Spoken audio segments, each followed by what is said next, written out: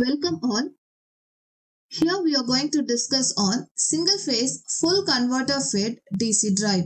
Here the supply voltage Vs is Vm sin omega t.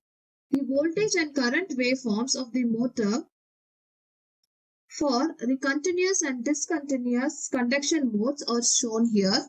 Thyristors Q1 and Q2 are turned on at omega t is equal to alpha degree. These thyristors will get turned on only if Vm sin omega t is greater than E, that is, the EMF generated by the motor. Thyristors Q1 and Q2 are given gate signal from alpha to pi, and thyristor Q3 and Q4 are given gate signals from alpha plus pi to 2 pi. When the armature current does not flow continuously, the motor is set to operate in discontinuous conduction mode. When the current flows continuously, the conduction is said to be continuous mode. In discontinuous mode, the current starts flowing with the turn-on thyristors Q1 and Q2 at omega t is equal to alpha. At alpha, the thyristors Q1 and Q2 are turned on. Now, the supply is connected to Q1 through motor. It reaches Q2, then to the source again. In this way, the current flows from top towards down. Now, the output voltage is equal to the supply voltage.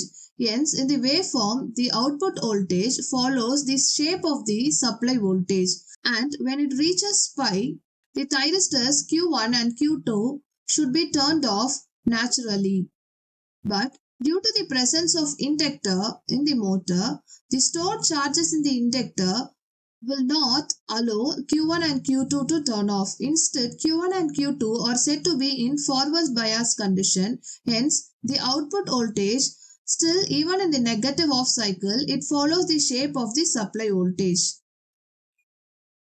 At angle pi plus alpha, Q3 and Q4 is turned on. Once Q3 and Q4 is turned on, now the current flows from the source through Q3 through the motor. It reaches Q4 and reaches the source again. Even in this case, the current is positive. Now, the voltage follows the shape of the supply voltage but in the positive side. If the inductor value is too high, the current will never become zero. Hence, this mode we call it as continuous conduction mode. If the current is of discontinuous conduction mode, the current becomes zero for a smaller duration of time before the next pair of thyristors are turned on. Coming to the continuous conduction mode, the average value is equal to the total time period, that is 1 by pi, and the integral limits are going to be alpha to pi plus alpha. Supply voltage is Vm sin omega t into d omega t.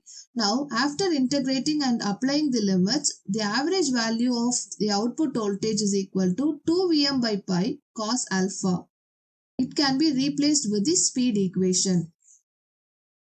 Now, coming to the off control converter or semi controller, the thyristor T3 and T4 are converted to diodes D1 and D2.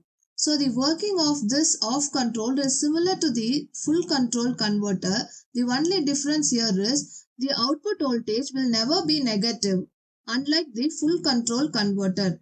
Once the output voltage reaches 0, the diode D1 gets naturally turned off. Hence, the output voltage will never be negative. And after pi plus alpha, now the thyristor T2 and D2 are forward biased. Hence, the output voltage is positive. So this repeats for every cycle. Even in this case, similar to the full control, in off control converter also there are two modes of operation, that is continuous conduction mode and discontinuous conduction mode. In continuous conduction mode, the current will never be zero and it flows continuously through the load. Even though the thyristor T1 is turned off at natural zero, the current continues to flow through the freewheeling diodes D1 and D2. That's why From alpha to pi, the devices T1 and D1 are in conduction mode, whereas at pi, T1 is turned off and D2 is turned on. So, during the freewheeling period, diodes D1 and D2 are in conduction. Hence, the current flows in the load even there is no supply connected to the load. This is the working of off-control converter.